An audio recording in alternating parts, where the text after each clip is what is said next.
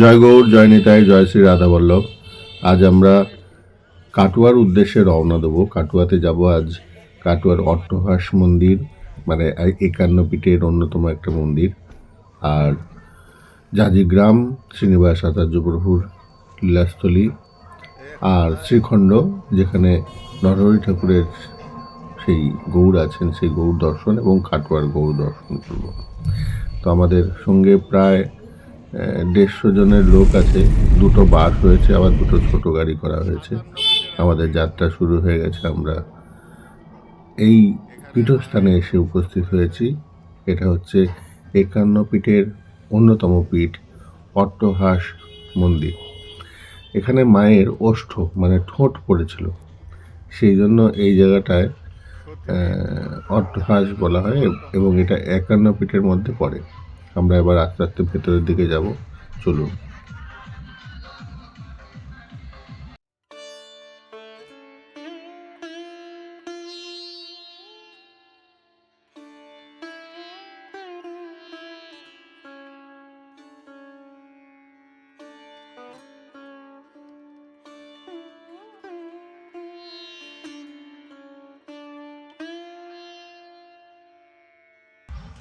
এই অট্টহাস্য মন্দির আপনারা কি করে আসবেন এটা সম্বন্ধে একটু বলি। কাটোয়া স্টেশন থেকে বা কাটোয়া বাস স্ট্যান্ড থেকে 19 কিলোমিটার ভেতরে যদি আপনারা বলেন যে সতীপীঠ অট্টহাস মন্দির, তাহলে পরে বাস অথবা টোটো করে ওই মোড়ে নামিয়ে দেবে। ওখান থেকে আবার টোটো করে আসতে হবে। তো এই সেই মন্দির, যে মন্দিরে আমরা আস্তে আস্তে ভেতরে প্রবেশ করছি। এখন নবনির্মাণ করা হচ্ছে মন্দিরের পরিকাঠামো এখন অনেকটা প্রাচীন রয়েছে, সেগুলোকে আবার নতুন করে সংস্কার হচ্ছে।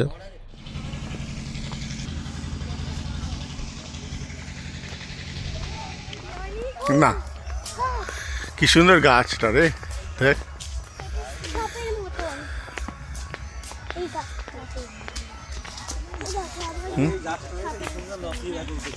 এইটা না, এই গাছটা, ও আচ্ছা, এই গাছটা এইখান থেকে শিকড় না, এই আহা, পুরো সাপের মতন।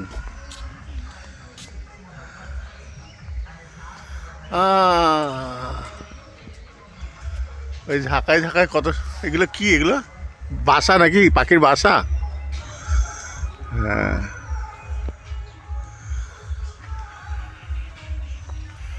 অপূর্ব দৃশ্য।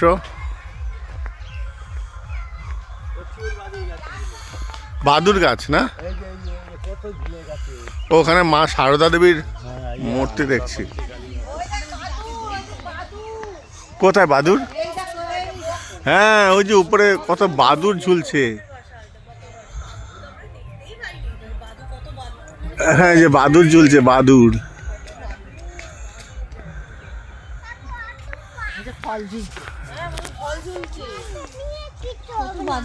চলো আমরা এবার বেরিয়ে যাব।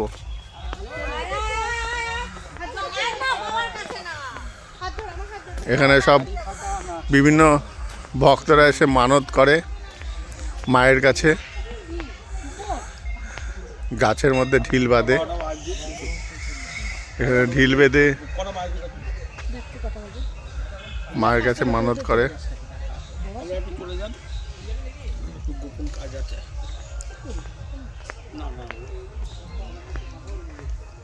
সতীপীঠের অট্টহাস মন্দির দর্শন করে এরপর আমরা শ্রীখণ্ডের দিকে রওনা দেবো, যেখানে নরহরি ঠাকুরের সেই প্রাণপ্রিয় গৌর, সেই প্রাণপ্রিয় গৌর দর্শন করতে যাব।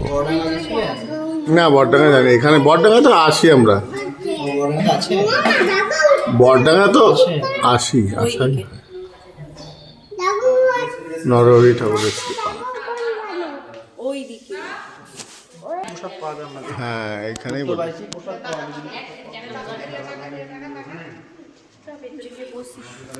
বস। আমার ইয়েটা নিয়ে আসো তো, ওই জ্যাকেটটা। হা গৌরাঙ্গ তুমি মোরে দয়ানাথ।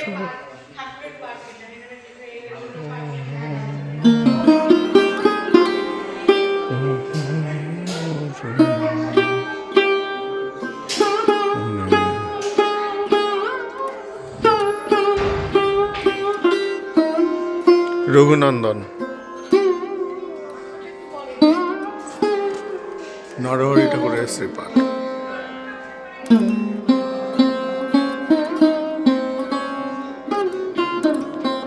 এখানে ভজন করতেন।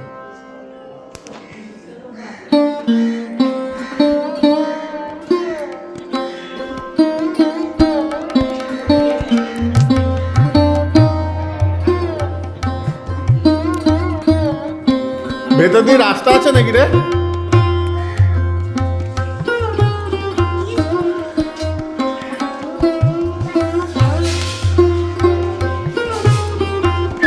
এই না না না, ভেতরে যায় না, ওখানে দাঁড়াও।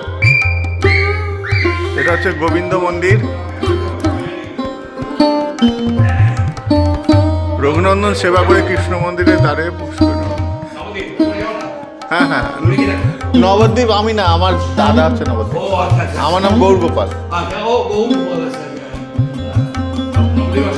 আচ্ছা আচ্ছা।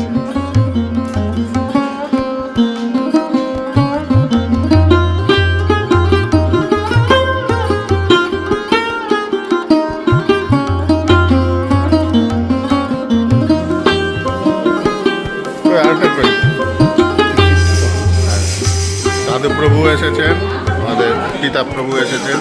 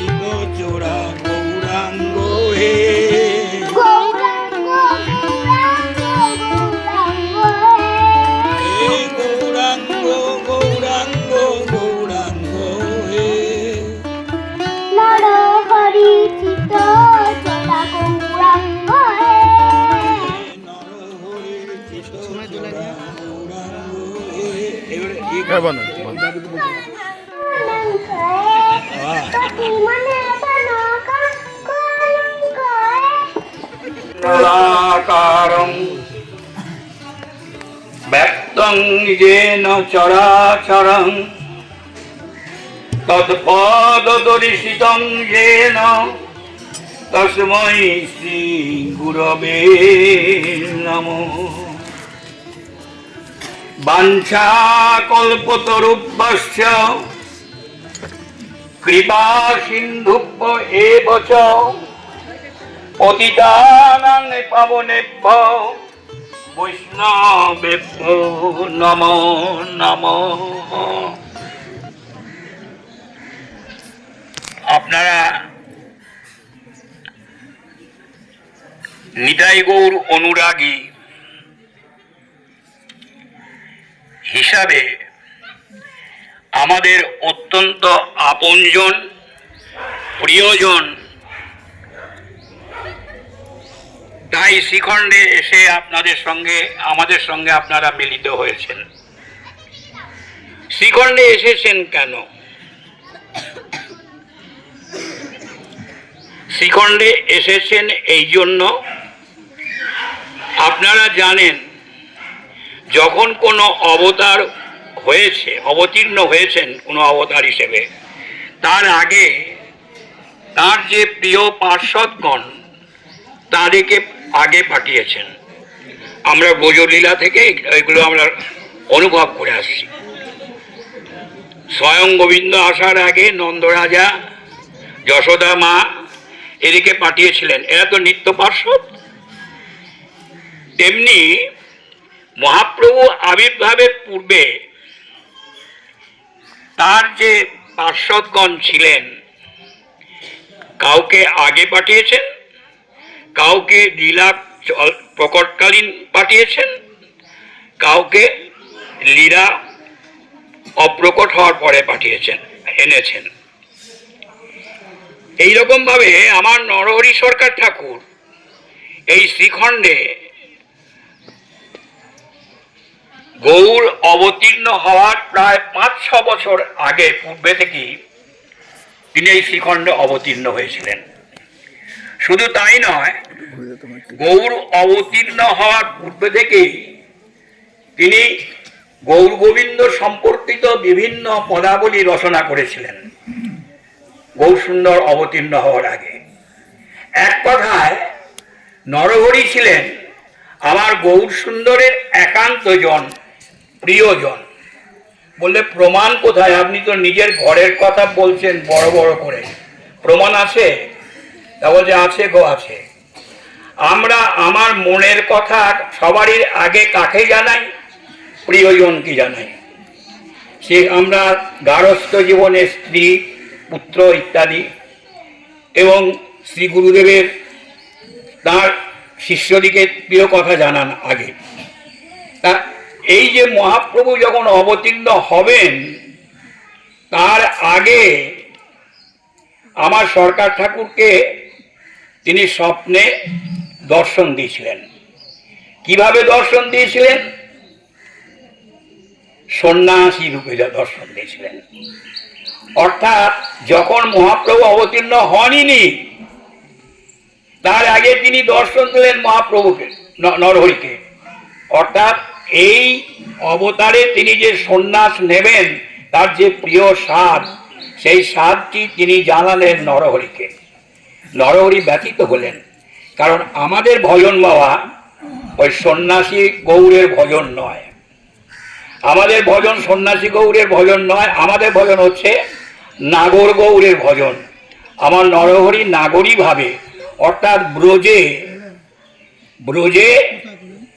ব্রজবা রমণীগণ যেমন ভাবে কৃষ্ণের সেবা করতেন, আমার খণ্ডবাসী নরহরির আনুগত্যে এখানেও ঠিক সেইভাবেই ভজন করা হয়। অর্থাৎ ব্রজের যে ভজন, খণ্ডের ভজন একই। তাই যখন এইভাবে দর্শন দিলেন তার অনেক পরে নবদ্বীপে গিয়ে প্রথম মিলন ঘটে আমার ঠাকুর নরহরির সঙ্গে গৌর সুন্দরের। তার আগে বলিনি যে নরহরির সঙ্গে এখানে পঞ্চ শাখা, মহাশাখা অবতীর্ণ হয়েছেন। এখানে কি কি? মুকুন্দ শ্রী নরহরি শিরঘুনন্দন। মুকুন্দ হচ্ছে নরহরির জ্যেষ্ঠ ভ্রাতা। মুকুন্দ শ্রী নরহরি, তারপর নরহরি শিরঘুনন্দন, মুকুন্দের পুত্র, নরহরির ভ্রাতুষ্পুত্র, কারণ নরহরি দ্বার পরিগ্রহ করেননি। মুকুন্দ শ্রী নরহরি শিরঘুনন্দন, খণ্ডবাসী চিরঞ্জীব আর সুলোচন। আপনারা এই কোন দিকে এসেছেন জানি না, এইদিকে কিছুটা দূরে আমাদের এই চিরঞ্জীবের পাঠ এবং সুলোচনের পাঠ আছে। এই পঞ্চ মহাশাখা এই শ্রীখণ্ডে অবতীর্ণ হয়েছিলেন। কেন না? গৌরকে, না জগৎকে জানাবার জন্য। যদিও গৌর নিজেই জানাবেন, কিন্তু এটা তো বড় লুকানো অবতার, এটা বড় লুকানো অবতার, তিনি নিজে ব্যক্ত করতে চাননি। তাই জানিয়েছিলেন কে? সর্বপ্রথম যদি কেউ গৌরকে গোবিন্দ বলে জানিয়েছিলেন সেটি আর কেউ নন, আমার ঠাকুর নরহরি। বলে আমি তোমার সব ভারী ভুড়ি বুঝি না বাবা, আমি জানি তুমি সেই বোঝের কানাই, আমি খুব ভালো করে জানি। তবে একটু অন্য রূপে এসেছো, কারণ এখন আমরা পেয়ে গেছি কি, হাতের মধ্যেই অন্ন পেয়ে গেছি। সেই জন্য ওই আমার ভাইয়ের ভাষায় ধান থেকে চাল তৈরি করে, ভাত তৈরি করে সেই গ্রহণ করতে হয় না। তা তোমাকে তোমার সঙ্গে আমরা দুটি পেয়ে গেছি। কি না? আবির্ভাব এক নবমূরতি, যা ব্রজে কখনো কেউ দেখে নাই। মধুরসী নবদ্বীপে আবির্ভাব এক নবমূরতি। কি নবমূরতি গো? রায়ের বরণ, শ্যামের গঠন, কিশোরী বরণ, কিশোর গঠন, তুমি তো সেই। অর্থাৎ তাই আমাদের শ্রী গুরুদেব বলেন, ওরে এমনিতে বলি যে শ্রী বৃন্দাবন যুগল ভজন ধন, মধুর শ্রী বৃন্দাবন যুগল ভজন ধন। আমার যুগল ভজনের আমাদের দরকার নেই। বলে আছে, দরকার আছে, কেন না, গৌরকে ভজলেই তো বাবা যুগল পেয়ে যাব, গৌরের মধ্যেই তো যুগল আছেন, তাই না? রাধারানী আছেন, তার বাইরে রাধা, অন্তরে কৃষ্ণ, সেই তো আমার গৌরাঙ্গ। এই কি জগৎকে জানিয়েছিলেন আমার ঠাকুর নরহরি। তাই যখন পুরীতে, শ্রীধাম পুরীতে যখন 7 সম্প্রদায়ের কীর্তন হচ্ছে, সর্ব সম্প্রদায়ে কীর্তন হচ্ছে, কি 6টি সম্প্রদায় কীর্তন হচ্ছেন হরে কৃষ্ণ অন্য নাম কৃষ্ণ নাম হচ্ছে। আর আমার নরহরি সম্প্রদায়ে কি কীর্তন হচ্ছে? গৌরাঙ্গ হে আমার গৌরাঙ্গ হে, গৌরাঙ্গ হে প্রাণ গৌরাঙ্গ হে, অর্থাৎ গৌর গুণ কীর্তন হচ্ছেন। অন্য 6টি সম্প্রদায়ে হচ্ছে কৃষ্ণ গুণ কীর্তন, আমার নরহরি যে সম্প্রদায় সেখানে গৌর গুণ কীর্তন। তাই এটা কি মহাপ্রভু অনুমোদন করেননি? কারণ তিনি তো চাইতেন না, তারতে অনুমোদন করেছেন। প্রমাণ সেই যখন কীর্তন হয় তখন আমার মহাপ্রভু একই সঙ্গে 7টি সম্প্রদায়ে নৃত্য করেছেন। সাক্ষী বাবা যেছে নয়, এমনি আমাদের মতন হেজো কেজো সাক্ষী নয়, দর্শন করেছে যে সেই সাক্ষী কে জানেন?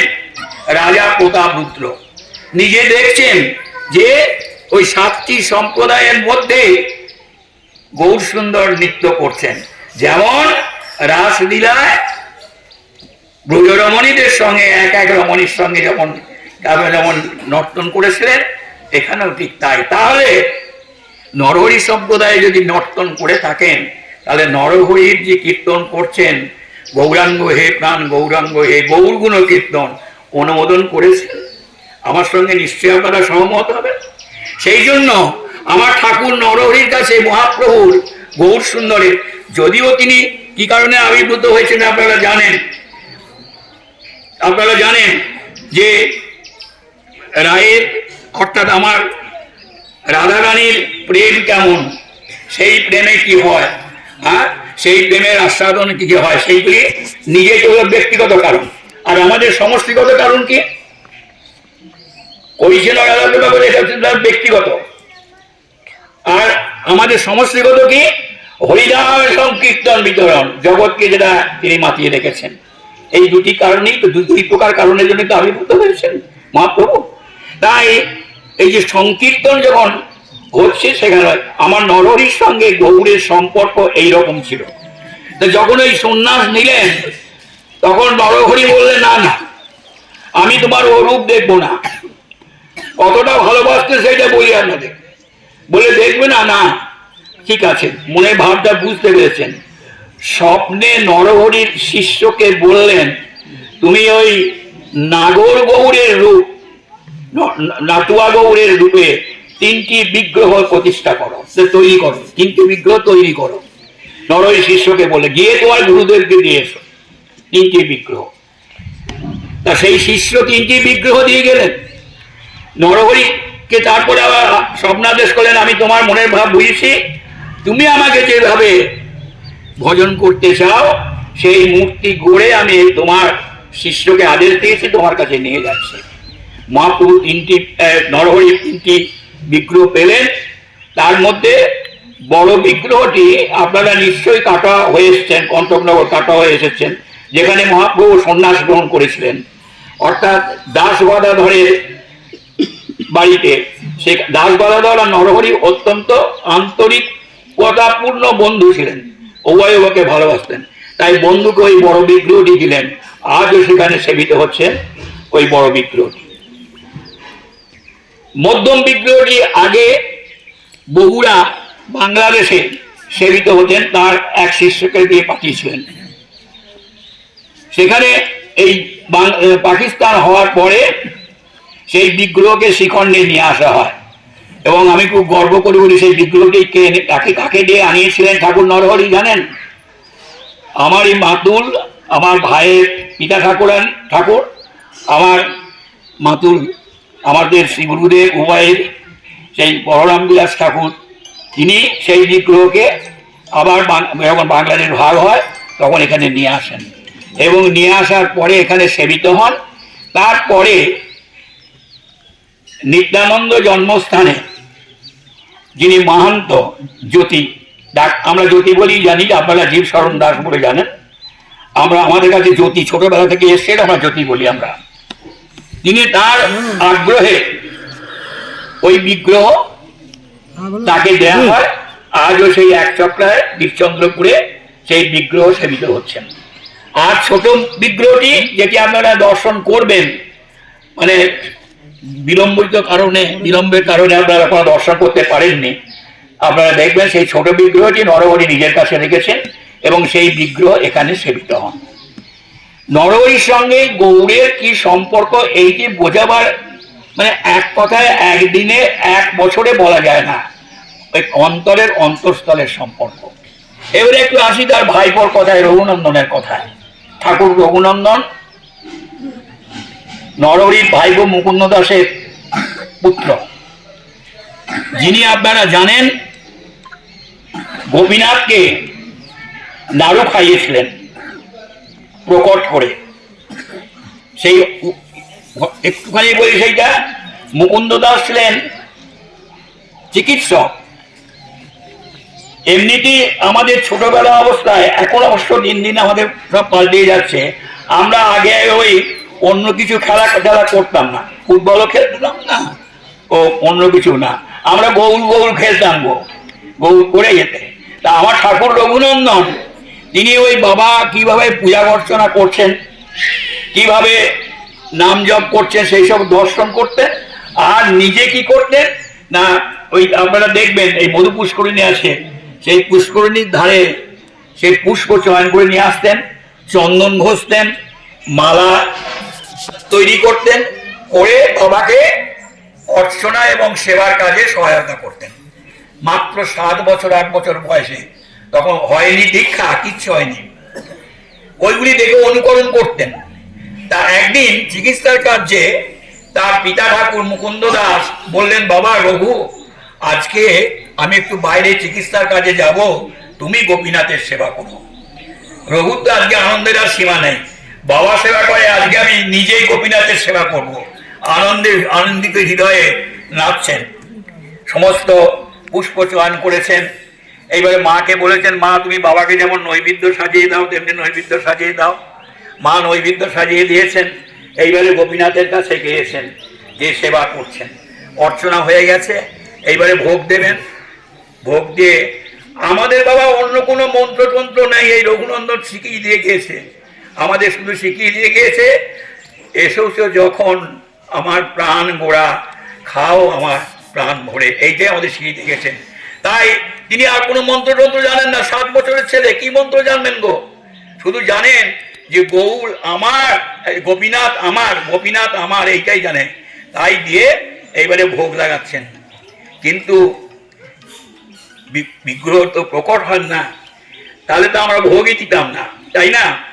আমি অন্য সম্প্রদায়ের কথা তো আরো ব্যাপার, কতজন আমার আত্মীয় কুটুম্ব আসবেন সেই অনুযায়ী ভোগের ব্যবস্থা হয় অন্য জায়গায়, এখানেও ঠিক তাই। তাহলে আমরা ভোগই দিতাম না যদি সবটি গ্রহণ করতেন, প্রকট হয়ে গ্রহণ করেন না।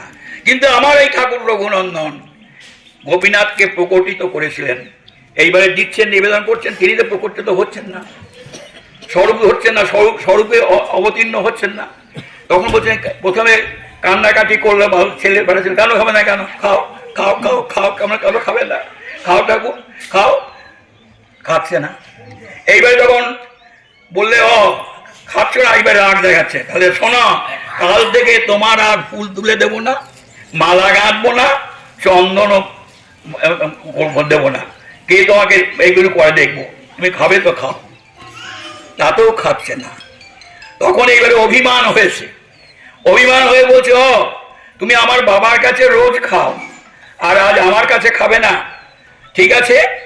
এবার ভয় দেখাচ্ছে, আমি বাবাকে বলে দেবো যে বাবা তোমার ঠাকুর কেবল তোমার কাছেই খায় আর আমার কাছে খায় না, এই দেখবে বাবা তোমাকে বকবে।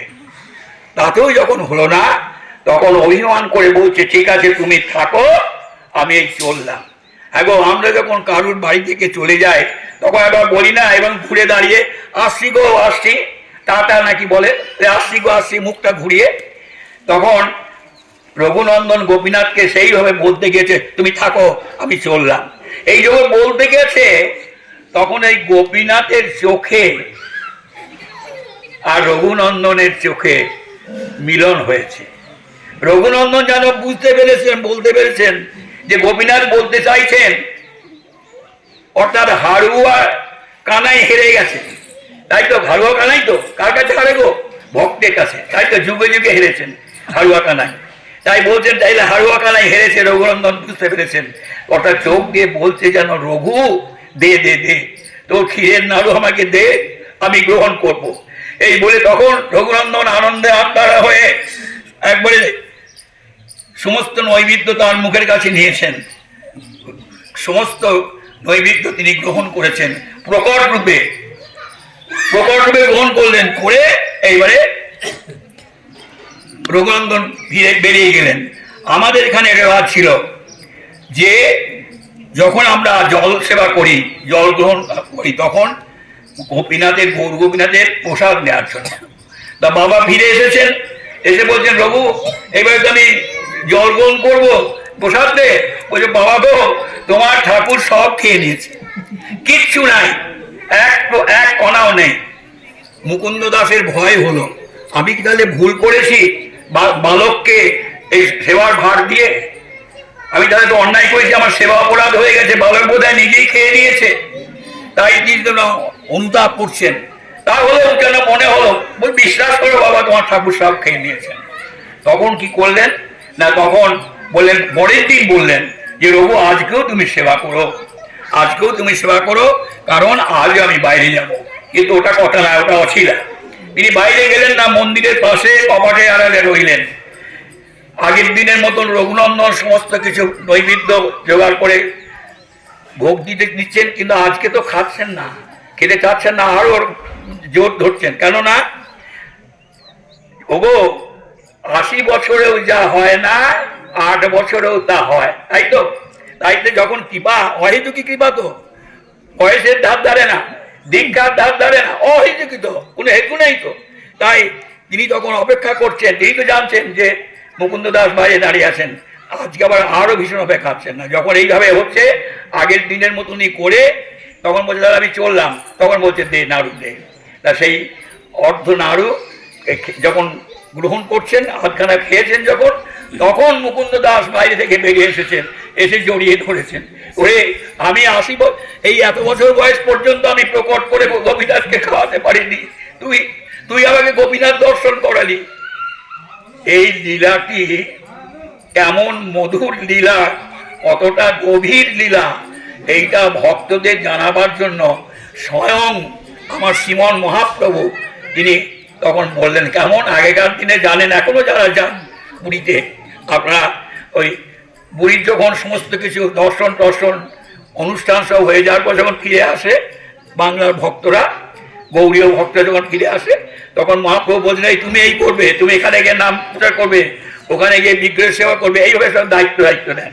তা সবাই সমবেত হয়েছেন। এইবারে মুকুন্দ দাসকে ডেকে বলছেন মহাপ্রভু, মুকুন্দ তুমি রঘুর পিতা না রঘু তোমার পিতা? শেয়ানে কোলাকুলি হচ্ছে গো, যেমন ভগবান তেমনি তার ভক্ত মুকুন্দ দাস। বলছে, কি কারণে বলছেন বুঝতে পেরেছি। বললেন, প্রভু রঘু আমার পিতা, যাহা হইতে কৃষ্ণ দর্শন সেই পিতা হয়। তাই তো আমরা গুরুদেবকে পিতা বলি, অর্থাৎ যিনি আমাদেরকে গৌর গোবিন্দ উন্মুখী করেন তিনিই তো গুরুদেব। আমরা বৈমুখী জন, আমাদেরকে যিনি গৌর গোবিন্দের চরণ উন্মুখী করেন তিনি হচ্ছেন গুরুদেব। গুরুদেবের তো এইটাই দায়িত্ব। তাহলে গুরুকে আমরা কি বলি? বাবা বলি।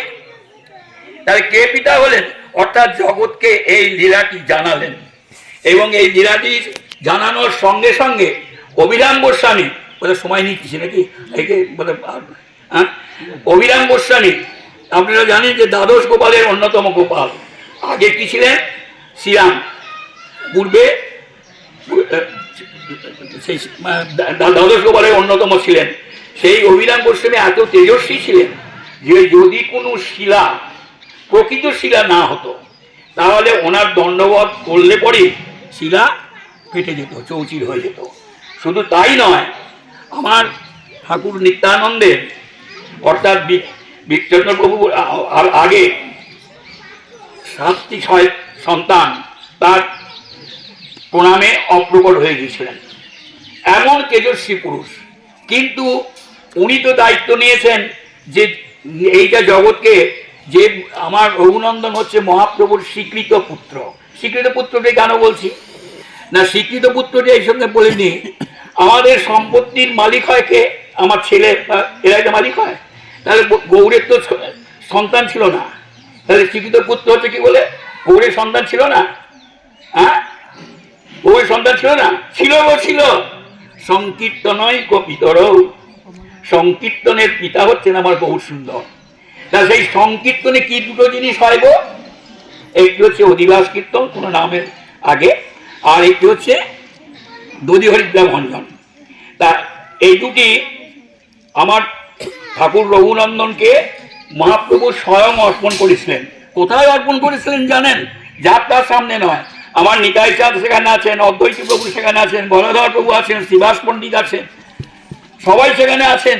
পুরীতে জগন্নাথ মন্দিরের সামনে রঘুনন্দনকে তখন বাচ্চা ছেলে কোলে নিয়ে তাকে আগে দিয়েছেন। অর্থাৎ এই সংকীর্তনের যে সম্পদ, সেই সম্পদের অধিকারী করলেন রঘুনন্দনকে মহাপ্রভু স্বয়ং। তা এদিকে যেমন প্রচার হলো, তেমনি এখানে আজকে যেটা বলছিলাম যে রঘুনন্দন যে কতটা শক্তিশালী, গৌর প্রেমে গৌর আশীর্বাদে কতটা পুষ্ট, সেইটা জানাবার জন্য জগৎকে তিনি এসেছেন রঘুনন্দনের সঙ্গে দেখা করতে, জগৎকে জানাবার জন্য। বাড়িতে গেছেন, মা বাবা বলেছেন না না না, রঘু বাড়িতে নেই। বাৎসল্য প্রেম, সেখানে মিথ্যা কথাও বলতে হয়, তাই না? বলেছে বাবা যদি আমার ছেলেটাকে প্রণাম করে দেয় তাহলে আমার ছেলেটা চলে চলে যাবে, সেই জন্য বলছে না না, ও প্রণাম, আমার রঘু বাড়িতে নেই। উনি তখন মন খারাপ করে, আপনারা বড়ডাঙ্গা হয়ে এসেছেন, দেখবেন ওইখানে গিয়ে বসেছেন অভিরাম গোস্বামী। সেখানে বসে আপনারা দেখবেন একটি জায়গা ওইখানে আছে, অভিরাম গোস্বামী মিলনস্থল থেকে এসেছেন, সেইখানে বসে বসে তিনি ভাবছেন আর মনে মনে চিন্তা করছেন, আমি এইখানে আসলাম এক উদ্দেশ্যে, সেটা কেউ আমার পূরণ হবে না, এই বলে যখন কাঁদছেন, এমন সময় রুনু ঝুনু পায়ের নুপুর বাজতে বাজতে একটি 8 বছরের ছেলে এসে সেখানে উপস্থিত। দেখলেন উভয়কে চিনতে পারলেন, চিনতে পেরে কি করলেন, একে অপরকে প্রণাম দণ্ডবাদ করছেন। রঘুকে প্রণাম করছেন অভিরাম গোস্বামীকে প্রণাম করছেন রঘুনন্দন, এবং আপন তারপরে আপন গুরুদেবকে বুকে ধরে গৌর গুণ কীর্তন করতে আরম্ভ করলেন এবং নৃত্য করতে আরম্ভ করলেন। নৃত্য করতে করতে এমন অবস্থা হলো, রঘুনন্দন তার পায়ের নুপুর পরিত্যাগ করলেন, সেই নুপুরকে পড়লো কাটোয়ায় গিয়ে আকাইহাট নামে একটি জায়গায় কাটোয়ায়, অর্থাৎ রঘুনন্দনের পায়ের নুপুর সেখানে গিয়ে পড়লো। এই হচ্ছে আমার রঘুনন্দন। তাই আপনারা এসেছেন, আপনাদের কিছু যতটুকু জানি আমার গুরুদেবের কৃপায়, বিশেষ করে আমার এই ভাই যে সামনে বসে আছে, আমি বাবা সরকারি চাকরি করতাম, আমি এত জানতাম না, আমাকে যা জানিয়েছে শিখিয়েছে সব কিছু কিন্তু আমার ভাই। আপনারা তার কাছ থেকে এবারে একটু এই সম্বন্ধে আস্বাদন করুন। জয় নিতাই, জয় গৌর, জয় নরহরি। আমরা যেখানে বসে আছি, কৃপাটা চোখের দেখার জিনিস নয়। চলা পথে চলি, বলা কথা বলি, তাদের কথাই আমি উঠে বলবো এখন আপনাদের কাছে। সর্বপ্রথম হচ্ছে দৃষ্টিভঙ্গি পাল্টাও, বিবল বদলে যাবে। চোখটাই মানুষের যত নষ্টের ঘোড়া। আপনি রাস্তা দিয়ে যাবেন, ভালো দেখবো ইচ্ছা করলেও পারবেন না, আপনার খারাপের দিকেই নজরটা চলে যাবে। আমরা আঙটা এইভাবে থাকি, এইভাবে দেখি, যার জন্য বিল্বমঙ্গ ঠাকুর নিজের চোখটাকে, কাজে এই চোখে, প্রাকৃত চোখে আমরা যেটা অনুভব করছি, অপ্রাকৃত চোখটা এগুলো তো দেখা যায় না বা অনুভব করা যায় না, কিন্তু আমরা প্রাকৃত চোখেই অনুভব করে জানতে পারছি। আমাদের কৃপা অশেষ কোটি গুণ কৃপা হয়ে গেছে, তাই আমরা কলিতে জন্মগ্রহণ করেছি। কেন না, আজকে সেই সময় আমাদের জন্ম হয়নি, তাই তাদেরকে দেখিনি, সেসব লীলা আমরা দর্শন করতে পারিনি, দুর্ভাগ্যের বিষয়। কিন্তু আমরা একটা এই চোখে কোনো প্রাকৃত চোখে নয়, এই চোখে, অপ্রাকৃত চোখে না, প্রাকৃত চোখে আমরা দেখতে পাচ্ছি কি না, রজ। এই যে পদাঙ্কিত ভূমি, শ্রীগৌর মণ্ডল ভূমি, যেবা জানে চিন্তা বলি তার হয় ভূমিবাস। কাজেই ব্রজ তিনটে মহাজনেরা বলে গেছেন। ওই যে বললাম চলাপথে চলি বলা কথা বলি। বৃন্দাবন হচ্ছে গোপী ব্রজ, নবদ্বীপ হচ্ছে ভক্তি ব্রজ, শ্রীখণ্ড হচ্ছে রতি ব্রজ। গুরুবারবদ্ধ যদি রতি জন্মায়িত হয়, তাহলে শ্রীগুরু বাক্যনিষ্ঠ শ্রী রামচন্দ্র কবিরাজের জন্মভূমি হচ্ছে শ্রীখণ্ড। প্রতিটি ঝুড়িকোনার সঙ্গে তাদের পদ নিমিশ্রিত। আজকে তাদেরকে আমরা দেখতে পাই না বলে কোনো দুঃখিত নয়, কোনো দুঃখিত নয়, কোনো দুঃখিত নয়। দেখতে পাচ্ছি একটা এই চোখে কি সেই পদাঙ্কিত ভূমি এক রজগোলাতে কোটি ব্রহ্মাণ্ড তাড়িতে পারে। প্রভুর যা শক্তি নেই, ভগবানের যা শক্তি নেই, ভগবানের পদরজে তাই শক্তি আছে। তাই লোচনদাস ঠাকুর বন্দনা করেছিলেন মহাপ্রভুকে মঙ্গলাচরণে, চৈতন্য মঙ্গলে, নবদ্বীপ মহিবন্ধ বিষ্ণুপ্রিয়া মা, যার অলঙ্কার শিব রাঙ্গে রাঙা পা। তাই চরণটাকেই দিয়ে গেছিলেন, কেন এই রজের মধ্যে সব মিশ্রিত আছে। এই রজে আমরা ঘুরে বেড়াচ্ছি, ভজন করুন আর না করুন, কলিজীব কত সৌভাগ্য ভাগ্যান্বিতা। সেই রজে যার জন্য আমরা প্রণাম ধন্যবাদ করতে গেলে মহাজনেরা করে দেখিয়ে দিয়ে গেছেন আমাদেরকে কী করে প্রণাম ধন্যবাদ করতে। শাস্ত্রাঙ্গে প্রণাম মেয়েদের নিষিদ্ধ। কেন নিষিদ্ধ? না রজটাকে গায়ে লাগাইতে হয়, খালি গায়ে করতে হয়। ওই জামা গায়ে দিয়ে, সোয়েটার গায়ে দিয়ে, গেঞ্জি গায়ে দিয়ে, উত্তরীয় গায়ে দিয়ে করতে হয় না, খালি গায়ে, অর্থাৎ রজটাকে গায়ে লাগায়। তার মেয়েদের পক্ষে সেটা সম্ভব নয়। যারা জানেন তারা দেখবেন, যারা রজে ঘোরাঘুরি দিয়ে তারপরে তারা ধন্যবাদ করে। কারণ রজের কৃপা আগে চায়, রজ মহারের কৃপা। সেই গুরুবাক্যনিষ্ঠ রামচন্দ্র কবিরাজ, যে রামচন্দ্র কবিরাজের সঙ্গ চেয়েছিলেন ঠাকুর মশাই নরোত্তম ঠাকুর, নরোত্তম ঠাকুর মশাই গুরুদেবের লোকনাথের সঙ্গ চাইলেন না, নিতাই গৌড়ের সঙ্গ চাইলেন না, অন্য কারোর সঙ্গ চাইলেন না। কার সঙ্গ চেয়েছিলেন? পুনঃ যদি জন্ম হয় রামচন্দ্র সঙ্গ পায়, বেদি কিসার পুরাবে মা। রামচন্দ্রের সঙ্গ পেলে কি হবে এটা তিনি নিজে যাজন করে দেখিয়ে গিয়েছেন। অন্য কোনো অবতারের সঙ্গে এই যুগের তুলনা হয় না। গৌড়ের যুগ হচ্ছে আচরণ করে আচরণ করবার শিক্ষা দেন, যেটা অন্য কোনো যুগে কোনো ভগবান তাই করেননি, আমার গৌর ভগবান তাই করেছেন। তাই তো আমরা গৌর কথা বলতে ভালোবাসি, গৌর কথা শুনতে ভালোবাসি। এই যে বাচ্চাটি, ছেলেটি বলছিল গোড়া গোড়া গোড়া গোড়া গোড়া গোড়া। দেখুন, রাধা গোবিন্দ ভজন করেন, রাধার গোবিন্দ ভজন হচ্ছে, নিতাই গৌর ভজন, নিতাই গৌর ভজন করা হচ্ছে। কিন্তু যদি গোড়া গোড়া বলা হয়, গড়গড় গোবিন্দ, রাধা গোবিন্দ, রাধা মিলে হয়েছে গোড়া। আমি যদি একটা নাম বলি গোড়া গোড়া গোড়া গোড়া গোড়া গোড়া, গোবিন্দকে ডাকা হচ্ছে, রাধাকে ডাকা হচ্ছে, আবার গৌরকে ডাকা হচ্ছে। একটা নামই, ত্রিতায় রাম, তারপরে শ্যাম, কলিতে গৌরাঙ্গ নাম, যেন ধান চাল আর ভাত। নির্ম কল্প তরুণ গরিতান ফলন। আপনারা জানেন, এই কথা বলা আমার বাহুল্য, আপনারা যার সঙ্গে এসেছেন। আনুগত্য আমি ভজন, ভজনের মূল গোড়া হচ্ছে, সোপান হচ্ছে আনুগত্য। কিন্তু দুঃখের বিষয় এইখানে কেউ কারণে আমরা আনুগত্য মানতে চাই না।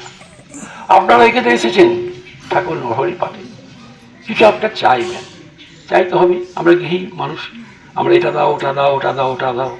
কিন্তু যাত্রাকে কিছু চাইলে তো হবে না। যে যেটির অধিকার তাকে তো সেটা চাইতে হবে। একটা মুদিখানার দোকানে গিয়ে যদি বলি বাবা এক বোতল মদ দাও, তো কিছু দিতে পারবে না, সেটা মদটা সেখানে পাওয়া যায় না।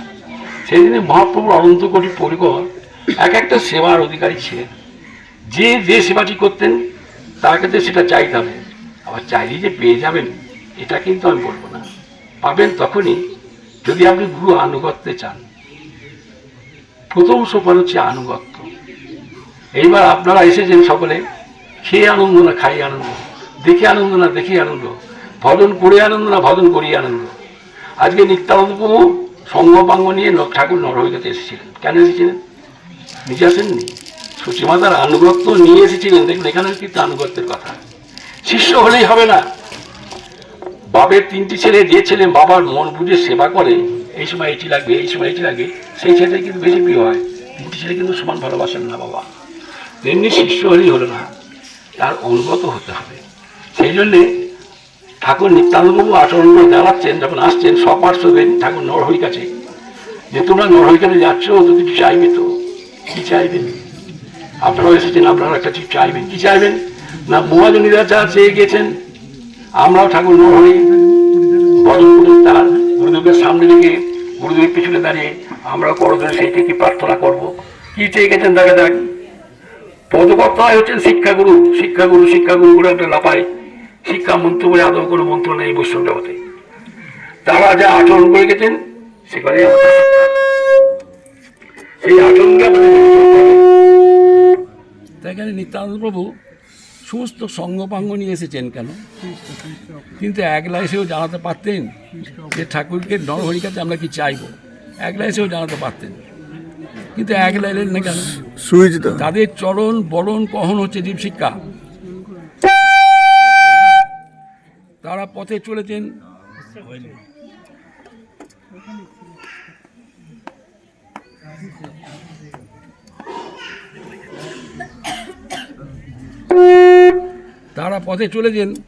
তার মধ্যে একটা জীব শিক্ষা আছে, কথা বলেছেন তার মধ্যে একটা জীব শিক্ষা আছে।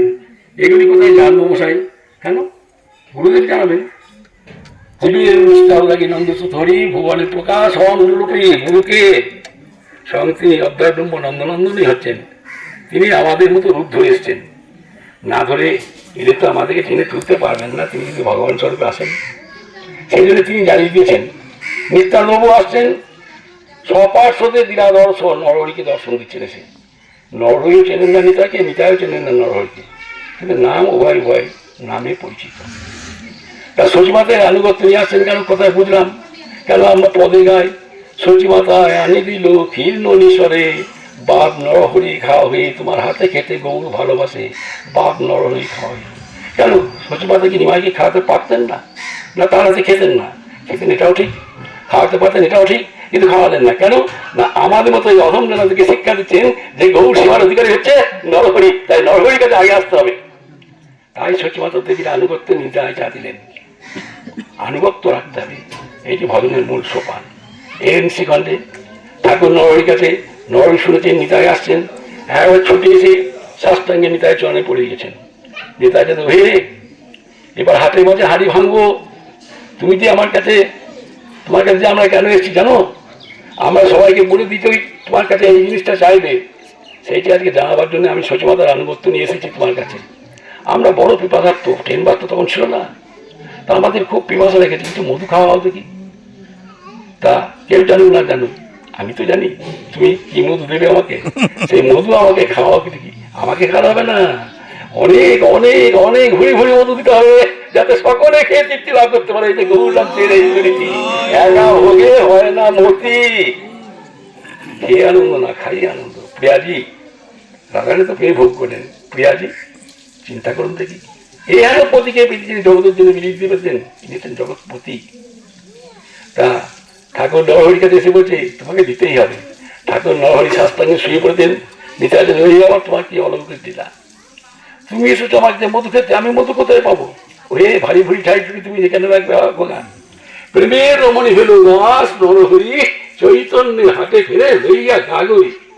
তা তুমি তো এসেছো, সেই মধু আমাদের কিছু পেয়াও, মানে জল মধু নয়, মধু মৌচাকের মধু নয়, গৌর মধুর ভান্ডারী হচ্ছে তুমি। ভান্ডারী তো ভান্ডার থেকে মধু করে, ওই অন্য মধু নয়, ওই মধু কিছু আমাদেরকে পেয়াও, আমরা বড় পিপাসার্থ, দেখতে পাচ্ছ না? আবার বলে তো তুমি বেশ বড় মজার কথা বলছো, তুমি এসেছো আমার কাছে মধু পান করতে, আমি মধু কোথায় পাবো? রসঘনী এই তো স্বভাব পূর্ণ হয়েও মানে অভাব। বরফের মানুষ নিচে নামছে বরফের পাশ থেকে, নিচে থেকে নবীন সন্ন্যাসী উঠছে, একটি কুমন্ডল নিয়ে হাতে করে চলছে, ওপরে উঠছে। বরফের মানুষটা নিচে গিয়ে নবীন সন্ন্যাসীকে দেখে বলছে, ও সন্ন্যাসী বাবা, আর তোমার কুমন্ডের মধ্যে একটু জল আছে, দিতে পারো? আমার বড় পিপাসা লেগেছে। হাসতে হাসতে বলছে, আপনি তো বেশ রসিক হয়ে, আপনি তো বরফের মানুষ, আপনি যদি গৌরে জল হয়ে আমার কুমন্ডের মধ্যে একটু পড়েন, সেই জল দিয়ে আপনার পিপাসাটাকে তো করার পারি, এছাড়া আমি জল কোথায় পাবো, জল কোথায় পাবো? তা তুমি হয়তো সেই একজন, তুমি এসেছো আমার কাছে মধু পান করতে, আমি কোথায় মধু পাবো? তুমি করুণা করে আমার কিছু মধু দাও, এই দিয়ে মধু তোমাদের পাশে করাবো, আমি কোথায় করবো? কি করলেন নিতাই চান তো ছাড়বা পারত নন। তিনি জগৎকে আমাদেরকে শিক্ষা দিচ্ছেন তার চরণের মধ্যে দিয়ে, বরণের মধ্যে দিয়ে। পাশে পুষ্করী বিরাসাক্ষসল বল করছে, এই মন্দিরের পিছনেই মধু পুষ্করী নাম, ভাদনে করে গাগুড়ি করে জল ভরে দেয়।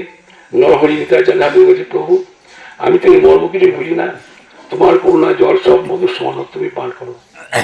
তিনি খেলেন না, খাওয়ালেন, যাদেরকে এনেছিল তাদেরকে নেওয়া, আমাদেরকেও খাইয়ে নয় আমরা এখানে এলাম কেন বলতে পারেন? কেউ দিয়ে যায় না, আমরা এখানে এসেছি, আমরা সেই মধু যতটুকু আমার জন্য এসেছি, কিন্তু তার কাছে তো চাইলে পাবেন না। বুড়াও দেখাবেন নরহরি, কাকে চাই হবে? আমার গুরুদেবকে সামনে থেকে গুরুদেবকে বলতে হবে। তাই গুরু অনুগত হতে হবে। গুরু শিষ্য হলেই হলো না, মন্ত্র দিলেই হবে না, আনুগত্যটাকে বজায় রেখে চলতে হবে। আবার এখানে নিতাইচাঁদের আনুগত্য নিয়ে, শশীমায়ের আনুগত্য নিতাইচাঁদ দেখালেন, নিতাইচাঁদের আনুগত্য নিয়ে আমাদেরকে দেখালেন না নরোত্তম ঠাকুর মশাই, শ্রীনিবাসার্য প্রভু দেয়ালিল প্রেম ধন করুণা প্রচুর, হ্যাঁ প্রভু কোথায় গেল সেই আচার্য ঠাকুর? এই শ্রীনিবাসার্য প্রভু মহাপ্রভাবে সভ্যতা। তিনি বললেন ঠাকুর নরহরি সম্বন্ধে, নরহরি রতি পাত্রে প্রেম ভক্তি লভে প্রকটিত যুগমন্ত্রে গৌরচন্দ্রে স্বতন্ত্রে। একমাত্র নরহরি রতি পাত্রে গৌর প্রেম ভক্তি পাওয়া যেতে পারে। কে বললেন? মহাপ্রভাবে সভ্যতার আমার শ্রীনিবাসার্য প্রভু। তার প্রধান অনুসরণ করে আমাদের ঠাকুর মশাই, নরোত্তম ঠাকুর মশাই। নরোত্তম ঠাকুর মশাই বললেন পদের মধ্যে দিয়ে, এইগুলো এত শিক্ষা গুরু, পদের মধ্যে দিয়ে তো শিক্ষা দিচ্ছেন আমাদের, এরাই শিক্ষা গুরু। কি শিক্ষা দিলেন পদের মধ্যে দিয়ে? কত সুন্দর কথা। ধনমোহন নিত্যানন্দ, প্রতিমোর গৌরচন্দ্র, প্রাণমোর যুগল কিশোর। হ্যাঁ মশাই, তা আপনি যে যুগল কিশোরকে ভজন করবেন, তা কিসে ভজন করবেন? তার আগে নিতাই হওয়ার কথা ছিল, প্রাণটা শেষে গেল কেন? ধনমোহন নিত্যানন্দ, আপনি আপনার স্বামীকে খাওয়াবেন, তার টাকা পয়সা বেশি ছিল, তারপরে রসগোল্লা পাত্র খেতে, তাহলে আগে অর্থ দরকার। তা ধনমোহন নিত্যানন্দ, সেই জন্য আগে অর্থ, আগে ধনমোহন নিত্যানন্দ। প্রতিমোর পরমপতি আপনার থেকে পাশে এসে দাঁড়াবে, ডাকতে হবে না, চিনতে হবে না, জানতে হবে না, তিনি এর পাশে এসে দাঁড়াবে খাবার জন্য। প্রাণমোর যুগল কিশোর, যুগল কিশোর বাস করবেন তখন। হামসে আপনার যদি প্রাণ না থাকবে, আপনি বলবেন কোনকে? বলবো মশাই ওই প্রাণ নিয়ে আমাদের কোনো লাভ নেই, প্রাণ নিয়ে কি হবে? কংস শিশুপাল কংস এরা সবাই কৃষ্ণকে পেয়েছিল, পেয়ে কি হয়েছিল? আবার যদি কাঁদে বাবা জুড়ে আচার্য, তাহলে প্রেম না থাকলে প্রাণ দিয়ে কোনো লাভ নেই। তাই আগে দরকার প্রেম। তাই ঠাকুর মশাই বললেন ধনমোর নিত্যানন্দ, প্রতিমোর গৌরচন্দ্র, প্রাণ মোর। আগে ধন বললেন, তারপরে পতি বললেন, তারপরে যুগল কিশোর প্রাণ, তারপরে বললেন অদ্বৈত আচার্য বল। যদি কোনদিন অদ্বৈতপুর যায়, আচার্য বহু তোমার বল দাও, তোমার বলে বলিয়ানোর জন্য তোমার মতো অহংকার যে আমরা গৌর গৌর করতে পারি। গদাধর মোর কুল, গদাধর তুলে দাঁড়ায় ভীষণ নন্দিত আশ্রয় দাঁড়িয়ে নরহরি বিরসয় মোর। সেইখানে নরহরি বিরাজ করছেন। কোথায় গো? না নিত্যানন্দ ছোট ভান্ডারে। কে বলছেন? আমাদের নরোত্তম ঠাকুর মশাই বলছেন। কালী কালী তারা আমাদেরকে দিয়ে দেখিয়ে গেলেন তাদের চরণের মধ্যে দিয়ে, বরণের মধ্যে দিয়ে, আনুগত্যের মধ্যে দিয়ে। আমরাও এসেছি আজকে সকলে মিলে ওই গোস্বামী পাদে আনুগত্যে এসে আমরা আমাদের নিজের গুরুদেবকে ঠাকুর নরহরি কাছে আগে দাঁড় করে দিয়ে, হে ঠাকুর নরহরি, হে প্রতির মধুমতি সখী, তোমার সেই গৌর মধু ভান্ডার থেকে গৌর মধু আমাদের গুরুদেবের হাতে একটুখানি দিয়ে আমাদেরকে ধন্য করো। গুরুদেব তাকিয়ে তাকে দেখবে যে আমার কে বেশি অনুগত। গুরুদেব কিন্তু এই তারাটা আমার হাতে চলে গেছে, এই তারাই দেবে। যিনি বেশি প্রিয় শিষ্য তারাই দেবে। সেই জন্য আনুগত্যময় ভজন, আনুগত্য কে করে আমি মানতে চাই না। তা আমরা এসেছি সকলে মিলে ঠাকুর নরহরির কাছে আমরা করজোড়ে প্রার্থনা জানাবো। সেই প্রার্থনা জানাবো যে তোমাদের গৌরমধু আমার দিকে একদিন তো প্রিয়ে ধন্য করা, সেই মন্দির খুলে গেছে। আপনাদেরকে বেশি দেরি করাবো না, কারণ আপনাদের অনেক পথ যেতে হবে, বলতে গেলে অনেক কথাই বলতে হবে, এখানে কথা বলে শেষ নয়। রচন্দ্র ঠাকুর এক কথায় বললেন, প্রকৃত ওনার কাছে এর কিছুই না পাইছে, যত দূর সাত জুড়ে যায় সেই রূপ গৌরাঙ্গের রূপের নাইট পাইকে অনুসারে রচনা দেয়। যার যতদূর ডানার জোড়াতে সেইটা ততদূর যাবে। তা আমার তো কিছুই জানার জন্যে আপনারা কৃপা করবেন যেন এই গৌর কথা বলতে বলতে যেন আমাদের জীবনটা চলে যায়, তাহলে পরজন্মে পাবো। এই জন্মকে গৌর পেলাম না, এই পরজন্মে অবশ্যই পাবো যদি আপনারা নৈবাসী যদি আমাদের সেই মাথায় হাত দেন। জয় গৌর, জয় গৌর, জয় গৌর।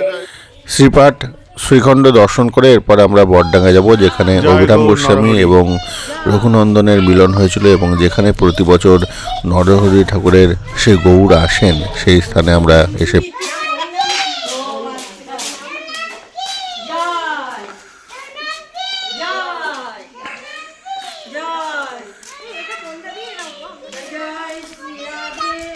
জয়। এখানেই নরহরি ঠাকুরের সেই বিগ্রহ আসেন। হ্যাঁ জয় নিতাই। এখন আমরা শ্রীনিবাস আচার্য প্রভুর লীলাভূমি শ্রীপাঠ জাজিগ্রাম। আমরা জাজিগ্রামে এসেছি, জাজিগ্রাম দর্শন করব, শ্রীনিবাস আচার্য প্রভুর স্থলী।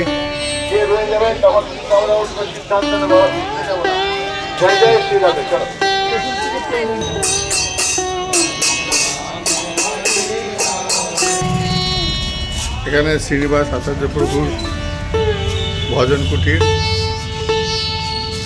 এখানে শ্রীনিবাস আচার্য প্রভু ভজন করতেন। আমরা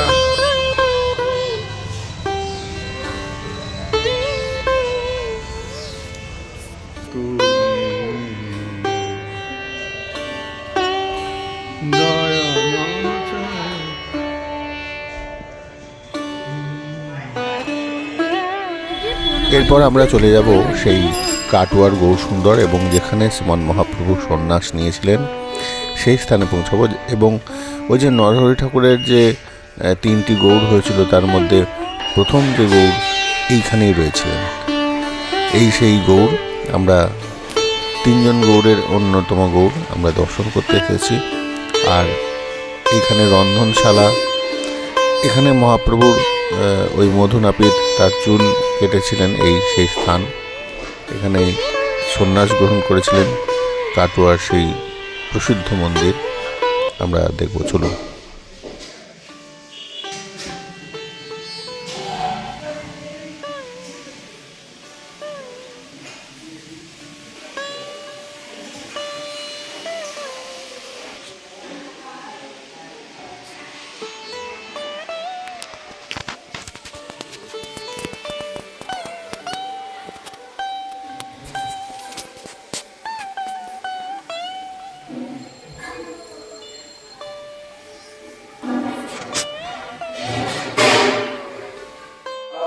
মাধাই তলায় এসে উপস্থিত হয়েছি।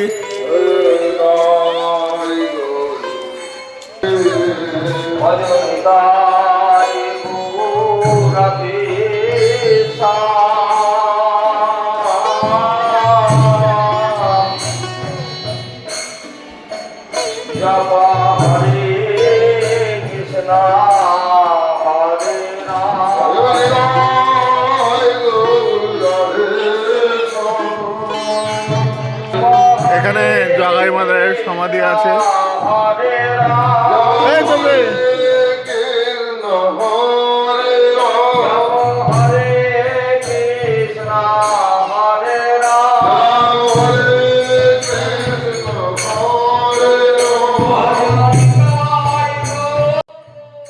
এই সেই মাধাইতলা যেখানে জগাই মাধাইকে সমাধি দেওয়া হয়েছিল এবং এই সেই সমাধিস্থল। এটা হচ্ছে কাটোয়া মাধাইতলা বললেই অনেকে আসবেন, এটা পূর্ণ সমাধি। তো আমরা জগাই মাধাই দর্শন করে এবং রাধারমঞ্জু আমাদের দাদামশাইয়ের চিত্রপট এখানে রয়েছে, রামদাস বাবাজি মহারাজের চিত্রপট, এই যে রাধারমণ চরণ দাস। তো এইভাবে আমরা দর্শন করে আমরা আবার পুনরায় নবদ্বীপের দিকে রওনা দেব।